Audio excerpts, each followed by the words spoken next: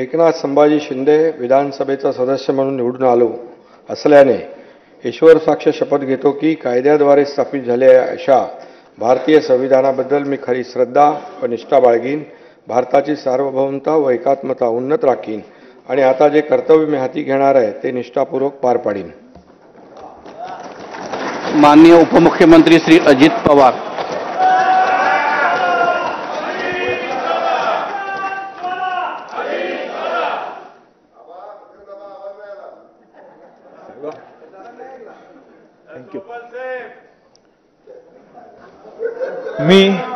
मी अजित आशाताई अनंतराव पवार विधानसभेचा सदस्य म्हणून निवडून आलो असल्याने गांभीर्यपूर्वक प्रतिज्ञा करतो की कायद्याद्वारे स्थापित झाले आहे अशा भारतीय संविधानाबद्दल मी खरी श्रद्धा व निष्ठा बाळगीन, भारताची सार्वभौमता व एकात्मता उन्नत राखीन आणि आता जे कर्तव्य मी हाती घेणार आहे ते निष्ठापूर्वक पार पाडीन।